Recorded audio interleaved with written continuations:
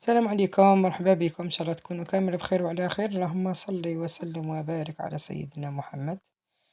كما راكم تشاهدوا معنا في الصورة اليوم جبت لكم دجاج بالبطاطا، كوشة، طاجين باش نقول لكم بنين ما شاء الله، بالحمص وخفيف والمرقة نتاعو عاقدة. نروحوا مباشرة لطريقة التقديم. عندنا الدجاج، قطعة تاع الدجاج اللي يفضلوا لك في البيت. عندي بطاطا قطعتها بهذا الشكل، قطع كبيرة. بصل مفروم، عندي شوية تاع المعدنوس، توابل عندي ثوم، زنجبيل مطحون، راس الحانوت، كمون، فلفل أسود والملح طبعا. مباشرة نروحو للقدرة نتاعنا اللي تروح للنار، نديرو فيها القطع تاع الدجاج تاوعنا. نتوما واش عندكم دجاج اللي كاين في البيت، تقدروا ثاني تستغناو على هذا الدجاج ديرو اقتصادي. عندي قطعة تاع الزبدة وشوية تاع الزيت، نقليو الدجاج تاعنا مليح في القدرة حتى يدخلوا تقريبا، حتى يدخلوا طياب، نقلوه مليح. نضيف له حبة على البصل هذيك مسكرفجة. دائما انا نقول لكم، كاين شفت لي كومونتير بزاف يقولوا ماكلتنا تجي صامتة. انا باش نقول لكم، الماكلة تاعك باش تجي بنينة لازم تقليلها، هذه المرحلة مهمة في الطياب. ضفت هنايا شوية تاع الثوم، سنينة تاع الثوم مسكرفتين. نخلي الدجاج تاعي يتقلى مليح باش تجيني الماكلة بنينة. وانا نحاول مرة مرة نخلط حتى يكون هذاك البصل تاعي يذبال مليح. ضفت هنا التوابل اللي عندي، قلت لكم فلفل اسود، شويه تاع الملح طبعا ماشي بزاف على حسب، خاطر ماشي راح نمرق بزاف.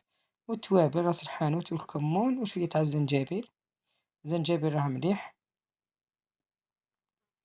نتوما التوابل اللي ديروها في البيت، اللي عندكم ديروها في البيت. كاين توابل تاع الدجاج خاصين بالدجاج. دائما نخلطو المقدرة نتاعنا باش ما تحرقناش ونخلوها تقلى مليح.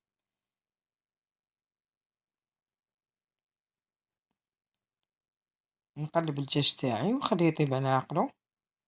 من جهة أخرى نبداو نقليو البطاطا تاعنا. وأنا درت الزيت يسخن ونقليو البطاطا تاعنا، نقليوها مليح باش تجيني الماكلة بنينة. كما تعرفون المقلي يجي بنين، نقليوها ومن بعد ندخلوها في الكوشة. درت الكمية كامل على مرة واحدة، المقلة تاعي كبيرة رفدت لي كامل الكمية. ثم حسب أفراد العائلة، أنا درت هنا حوالي 4 حبات تاع بطاطا.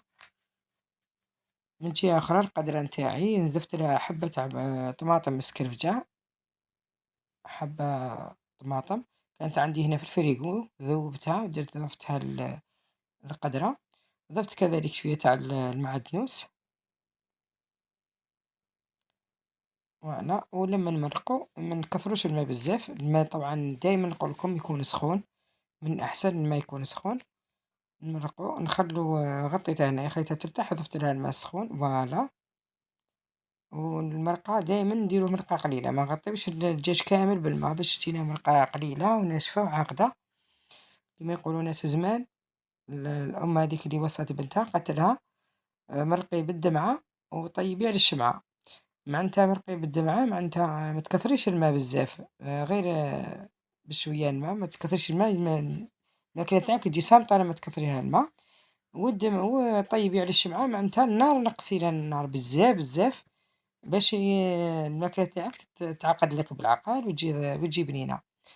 هنا القدر تاعي زدت لها حميصة، هنا عندي حميصة طايبة ضفتها في الأخير، غير غالية فقط وحبست عليها.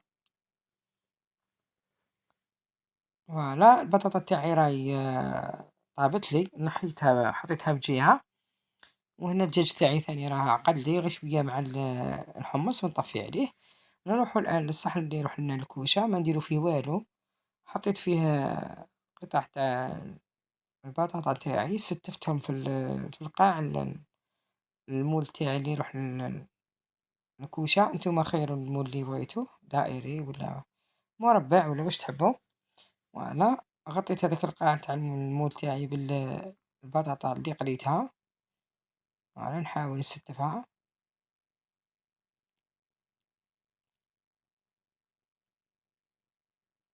ونبدأ الآن نجيب القدرة نتاعي نحط الدجاج فوقها.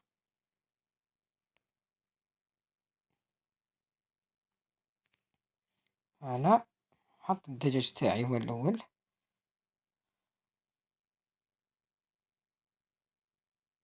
راه سخون كيما راكم تشوفوا، راه يفور. حطيت قطع تاع الدجاج،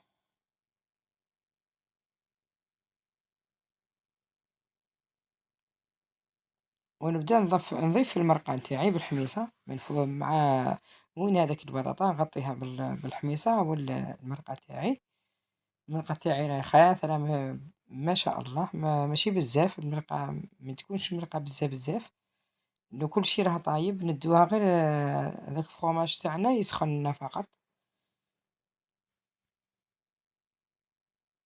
وانتوما حسب أفراد العائلة، اللي كاين عائلة بزاف يكثروا شوية الماء باش تجيكم المرقة شوية يسرة. أنا هنا جاتنيش بزاف المرقة، قليلة، أنه أفراد العائلة نتاعي مش بزاف.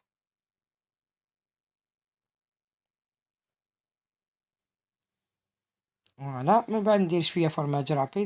بالنسبة للفرماج نديرو فوق الدجاج فقط. وهنا درت المعدنوس ثاني من فوق، ورقة تاع المعدنوس هكذا راح يعطوا منظر للطبق تاعي.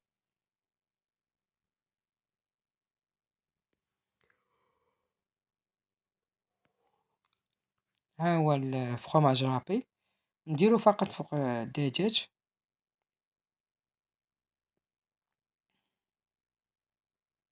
فوالا هكذا نخلوه فوق الدجاج فقط، راح يذوب لنا ويعطي شكل مظهر شباب. وندخلوه للكوشة، نخلوه يتحمر غير شوية فقط عبر ما يذوب لي هذاك الفرماج، ونخرجوه.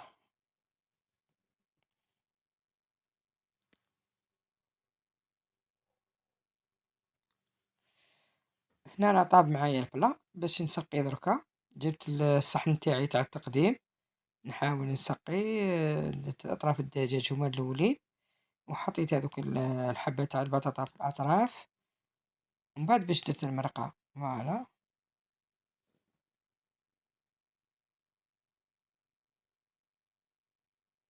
فوالا التقديم كما تعرفوا حنا ناكلو بعينينا.